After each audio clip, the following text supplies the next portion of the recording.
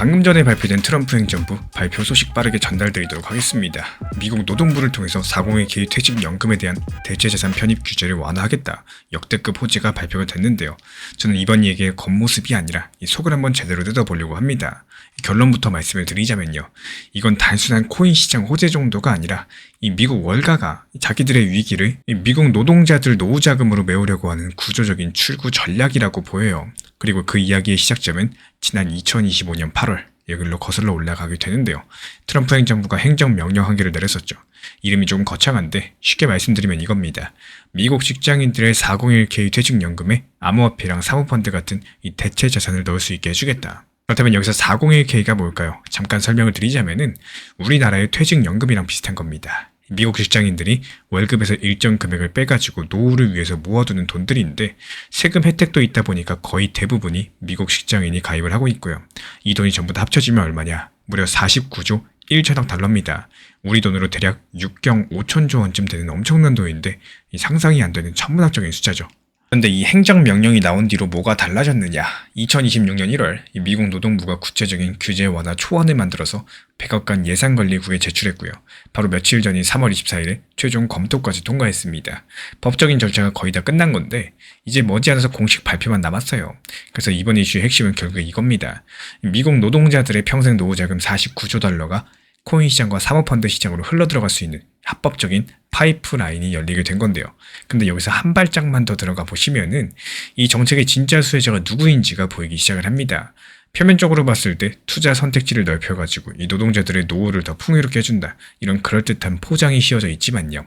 그 실상은 조금 달라지는데 지난 수년 동안 월가의 사모펀드 그리고 블랙록이나 아폴로 RS 같은 거대 자선운용사들 심각한 유동성 위기를 겪고 있습니다. 이 수익률이 지지부진한데 수수료 같은 경우는 연 4에서 5%를 떼가다 보니까 캘리포니아 공무원 연금 같은 이 큰손들이 하나둘씩 돈을 빼기 시작한 건데요. 투자자들이 내 돈 돌려달라 이렇게 환매 요구를 하는데 사모펀드 특성을 보세요. 이 돈이 장기간 묶여 있어가지고 갑자기 돌려줄 현금이 없는 겁니다. 그래서 자산운용사들 측에서는 완전히 새로운 돈줄 자체가 절실했던 상황이었었고 그래서 이번 이슈의 핵심은 결국에 이겁니다. 이 트럼프 행정부가 만든 이 규정의 진짜 묘수가 뭐냐? 면책 조항이라는 걸 새로 만든 거예요. 쉽게 말씀드려서 회사가 직원들 퇴직연금에 암호화폐나 사모펀드를 넣었다가 손해가 나더라도요. 직원들이 회사를 고소할 수 없게 법적 방패를 씌워준 겁니다. 이게 예전 같은 경우는 무서워가지고 아무 회사도 시도를 못했어요. 직원 퇴직금에 비트코인 넣었다가 폭락하면 집단 소송받기 때문에 그 공포를 아예 원천 차단해버린 겁니다. 그러면 자산운용사들 입장에서 어떨까요? 이제부터 아무런 거리낌도 없이 수천만 명의 퇴직금을 자기들이 운용하는 펀드에 쏟아부을 수 있게 된 거고 수수료 같은 경우는 꼬박꼬박 챙길 수가 있어요. 그럼 암호화폐는 이 그림에서 어디에 있느냐? 저는 이걸 트로이의 목마라고 봅니다. 트럼프 대통령이 스스로를 크립토 대통령이라고 또 브랜딩하면서 암호화폐를 전면에 내세웠었죠. 근데 대중들은 이거 퇴직금으로 비트코인도 살 수 있다니까 대박이다 이러면서 환호하고 있지만요. 그 뒤에 조용히 함께 패키징된 진짜 알맹이는 이 사모펀드랑 사모신용 상품입니다. 코인은 대중의 시선을 끌고 또 정치적인 지지를 확보하기 위한 화려한 포장지 역할을 할 거고요. 결국에 지금 코인은요, 이 대중들의 시선을 끌면서 정치적 지지를 확보하기 위한 화려한 포장지 역할을 하고 있는 겁니다. 물론 그렇다고 코인 시장에 미치는 영향이 작다? 이건 절대 아니겠어요. 오히려 그 파급 효과는 어마어마할 겁니다. 그러면 이 돈이 실제로 코인 시장에 어떻게 들어오는지를 구체적으로 보셔야 되겠죠. 많은 분들께서 미국 직장인들이 코인 거래소 열어가지고 비트코인 사는 거냐 이렇게 생각하시는데 전혀 그렇지가 않습니다. 자산운용사들이 만든 타겟 데이트 펀드라는 게 있어요. 이게 뭐냐면 2050년에 은퇴하는 사람을 위한 펀드처럼 은퇴의 시점에 맞춰가지고 주식, 채권, 대체자산 비율들 이 자동으로 조절해주는 상품입니다. 이 펀드 안에 비트코인 현물 ETF라거나 또 이더리움 ETF가 1에서 5% 정도 기계적으로 들어가게 되는데 노동자 본인은 아무것도 안 해도 되고요. 심지어 코인이 뭔지 모를 수도 있습니다. 그냥 매달 월급에서 자동으로 빠지는 이 퇴직연금 속에 이미 코인이 들어가 있는 거죠. 이게 왜 무섭냐면요. 비트코인 현물 ETF가 2024년 1월 처음에 승인됐을 때 시장이 얼마나 폭등했는지 기억하실 겁니다. 그 당시 비트코인 5천만 원이었고 그때 가격 기준으로 비트코인만 봐도 3배 이상 폭등을 했었죠. 근데 그때 투자자들이 자기 돈을 자발적으로 넣어야 되는 구조였습니다. 마음이 변하면 언제든지 전부 다 뺄 수 있었고요. 하지만 401k는 차원이 달라요. 미국의 임금 구조 자체에 연결된 돈이다 보니까 매달 자동으로 빠지고 시장이 오르든 내리든 감정 없이 상관없이 이 기계적으로 자금이 들어오게 됩니다. 49조 달러에서 단 1%만 코인 쪽으로 와도 어떻게 될까요?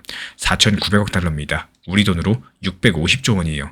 이게 일회성이 아니라 10수년에 걸쳐가지고 매달 들어오는 마르지 않는 매수 압력이 된다는 겁니다. 그럼 코인 시장이 어떨까요? 콘크리트 매수 압력이 깔리는 셈이겠죠. 하지만 이렇게 역사상 최대 규모의 제도권 자금 유입이 코앞에 와 있는데 지금 이 순간 암호화폐 시장은 어떤가요? 지금 크립토 공포 탐욕 지수가 10에서 14 사이를 찍고 있고요. 극단적인 공포 구간인데 16개월 만에 최저치예요. 이 비트코인은 7만 달러 근처에서 힘겹게 버티고 있고요. 현물 ETF에서는 5거래일 연속 자금이 빠져나갔습니다. 하루에 최대 7억 달러씩 빠져나가고 있어요. 왜 이런 일이 벌어지고 있느냐? 표면적으로 거시경제가 안 좋아서 그렇습니다. 미국 연준이 인플레 재점화 우려하면서 금리 동결했죠. 그리고 올해 금리 인하 횟수까지도 더 줄여버리면서 오히려 금리 인상 얘기까지도 나오고 있습니다. 브렌트유가 배럴당 116달러 돌파하면서 에너지 비용 상승했죠. 비트코인 도미넌스, 그러니까 전체 코인 시장에서 비트코인이 차지하는 비중이 58%까지 상승을 했는데 이건 무슨 뜻이냐? 이 시장 투자자들이 알트코인 매도하고 비트나 스테이블코인 시장으로 도망치고 있다는 뜻입니다. 거시적인 호재랑 단기적인 공포가 완전히 어긋나는 이 모순들은요. 자본시장에서 항상 반복되었던 패턴입니다. 월가의 스마트머니는 이 401k 패시브 자금들이 본격적으로 쏟아져 들어오기 전에 뭘 할까요? 당연히 가장 저렴한 가격의 물건을 사고 싶겠죠. 그러려면 어떻게 될까요? 지금 시장에 남아있는 개인들의 레버리지 포지션을 전부 다 청산시켜야 됩니다. 실제로 3월 말 파생상품 시장의 미결제 약정이 7% 급감했어요. 182억 달러 규모로 쪼그라들었는데 이 언론에서 퇴직금 코인 펌핑 떠들고 있을 때 실물 차트에서는 개미들의 롱 포지션이 강제 청산당하고 있는 겁니다. 대중들이 보는 뉴스랑 기관이 실제로 하고 있는 행동 사이에 이렇게 극단적인 괴리가 벌어지고 있다는 사실, 이게 지금 시장의 진짜 풍경입니다. 그리고 여기서 XRP 같은 경우는 이 401k 자본 흐름 속에서 왜 특별한 위치에 있는지 구조적으로 보셔야 되겠습니다. 미국 월가의 자산운용사들이 수천만 명의 퇴직금을 특정 코인에 넣으려면요. 가장 먼저 뭘 확인할까요? 수익률이 아닙니다. 괜히 이거 넣었다가 나중에 이제 소송 안 당하겠지? 이런 법적인 안정성이 가장 중요한 거고 바로 여기서 XRP의 경쟁력이 빛나겠죠. 지금 XRP는요. 규제 리스크 제로고 또 현물 ETF 완비했고 달러 스테이블코인 RLUSD를 통한 마스터카드 전산망 연동까지도 그리고 글로벌 은행 결제 표준 ISO 2002 준수라는 이 네 박자를 전부 다 갖춘 유일한 암호화폐 인프라입니다. 이 401k 돈을 운영하는 월가 자산 운용사 입장에서 봤을 때는요. 소송 걱정 없이 안전하게 연금을 태울 수 있는 이미 내일이 완성되어 있는 셈이겠죠. 근데 여기서 온체인 데이터를 하나 확인해보면요. XRP 가격이 1.3달러 선에서 힘겹게 횡보하고 있고요. 또 ETF에서 소규모 자금 유출도 있었는데 표면적으로 봤을 때 부진해 보이는 것도 사실이에요. 근데 리플 레저 활성 지갑 숫자가 785만 개 돌파하면서 13년 역사상 최고치를 찍었고요. 일일 활성 주소 숫자도 4만 6천 개로서 5주 내 최고점을 경신했고요. 또 동시에 리플레저 위에서 돌아가는 이 토큰화된 실물 자산, 이른바 RWA 볼륨이 11억 4천만 달러로 전년 대비 10배 이상 폭증했습니다. 가격은 지지부진한데 네트워크 사용량은 폭발하고 있다는 거고 이건 뭘 뜻할까요? 이 기관들이 이미 이런 인프라 위에서 조용히 배관 공사를 하고 있다는 겁니다. 401k 자금이 본격 유입될 때를 대비해서 파이프를 깔고 있는 거겠죠. 미국의 트럼프 행정부의 401k 규제 완화는 법적 절차가 거의 완료됐고요. 49조 달러 퇴직연금 시장에서 대체 자산으로서의 자본 이동이 합법화됩니다. 그리고 그 수혜 자산은 비트코인, 이더리움, 그리고 리플 XRP로서 극히 제한될 가능성이 높은 건데 또 동시에 이 정책의 본질은 월가 사모펀드의 유동성 위기를 해결하기 위한 구조적인 출구 전략이기도 해요. 그렇다면 여기서 가능한 해석은 두 가지입니다. 낙관적으로 봤을 때 역사상 가장 거대한 제도권 자금이 코인 시장의 영구적인 매수 압력을 만들어내서 또 시장의 펀더멘털 자체를 바꿔놓는다는 거. 비관적으로 봤을 때는 이 사모펀드의 독이 든 성배에 노동자들의 노후가 담보로 잡히면서 유동성 경색됐을 때 이 대규모 피해가 발생할 수 있다는 겁니다. 제가 선택하는 해석은 이래요. 이 두 가지가 동시에 일어난다는 건데 단기적으로 노동자 보호장치의 부재가 심각한 리스크를 만들 겁니다. 하지만 중장기적으로 보면은 매달 기계적으로 유입되는 패시브 자금들, 이 힘 자체가 정말 강력할 거예요. 코인 시장의 하방을 구조적으로 든든하게 지지를 해줄 거고, 특히 제도권 인프라가 완비된 비트코인과 리플 XRP 같은 이 티어 1 자산들은요, 이 파이프라인의 최대 수혜자가 될 거라고 예상이 되고 있습니다. 이 결국에 투자 시장에서 가장 무서운 적은 욕심이고요. 내가 얼마나 적당선에서 만족하고 컨트롤할 수 있느냐, 이게 핵심이다라고 생각을 합니다. 내가 매수한 어떤 코인이 상승하는 걸 눈으로 보고 또 결국 누군가는 만족하고 수익 실현을 하는 사람이 있는가 반면에 또 누군가는 더 상승할 거야 욕심에 수익 실현을 놓치고요. 물리고 다시 매수해도 또 더 상승할 거야 생각에 못 팔고 반복하는 사람들이 있습니다. 제가 안내드리는 단기 종합방에서도 말씀드리고 있지만요. 목표 타점을 잡았으면 눈치 보기 매매를 하시는 게 아니라 적당한 선에서 만족할 줄 아는 가장 효율적인 방법으로 그냥 목표가를 걸어두시는 겁니다. 이 상승하는 걸 눈으로 계속 지켜보고 있으시면요. 더 상승할 거야 생각에 결국에 익절의 기회를 놓치고 그게 반복되다 보면 단기 종목은 위험하다, 알트코인은 안 좋다, 이런 생각이 들게 되는 겁니다. 하지만 잘 생각을 해보시면요. 이 결국에 상승했을 때 안 팔아가지고 안 좋은 거지 상승했을 때 팔았으면은 그 다음은 하락해도 크게 상관이 없겠죠. 왜냐면 팔았으니까요. 이거를 잘 생각을 해주셔야 됩니다. 결국에 팔아야 내 돈이다. 반드시 기억해 주시기 바랍니다.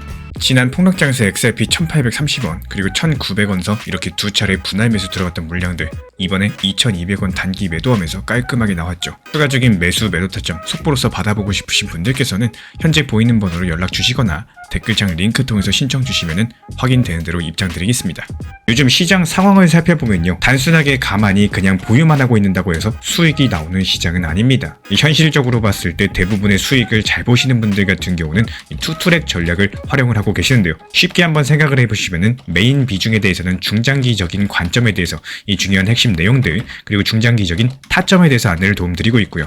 또 일부 비중에 대해서는 내 매수 단가에 발목을 잡히는 게 아니라 적당한 단기 고점과 단기 저점을 활용해가지고 사고 팔고를 활용을 하는 겁니다. 이전에 리플 시장이 좋을 때 4,850원이라는 단기 고점에서 분할적인 익절이 가능했던 이유도요. 정보방에서 심리적인 고점이었던 상황들, 즉 모든 차트 패턴들이 맞아 떨어졌기 때문에 지금은 단기 고점이다라는 판단하에서 매도 타점을 말씀을 드렸었습니다. 그리고 최근에 리플이 오히려 폭락을 했었죠. 이렇다고 해가지고 가만히 손 놓고 그냥 지켜만 보고 있는 게 아니라요. 오히려 최근에 1830원까지 하락했을 때 리플 단기 저점에서 여기서는 추가적으로 하락이 힘들다. 그래서 여기는 매수 타점이 될 것이다. 이 추가 매수를 통해서 단기적인 수익을 보는 게 정말로 중요합니다. 이 기회라는 게 한두 번 오는 게 아니기 때문에 있을 때 잡아야지 그게 기회가 되는 거고 못 잡으면 기회가 되지 않겠죠. 그리고 나서 어땠습니까? 또 귀신같이 반등을 줬었죠. 이 저점 찍고 반등할 때 또 지켜만 보시는 게 아니라 여기서 또 대응이라는 것들을 해주셔야 됩니다. 단기 고점권 2250원 정도가 될 것이다. 미리 예상해가지고 적당한 고점에서 분할 매도를 통해서 결국에 메인 비중은 중장기적으로 보면서도 이 높았던 메인 중에 평단은 낮췄고요. 오히려 비중과 수량을 늘려나갈 수 있는 투트랙 전략을 활용할 수 있는 방법이자 노하우입니다. 그렇게 2250원 라인에서 분할 매도를 했으면은 다시 한번 바닥 구간이라고 할 수 있는 단기 저점, 다점 1900원 라인에 대해서 리플 정보방에서 다시 한번 안내를 드렸던 이유도요.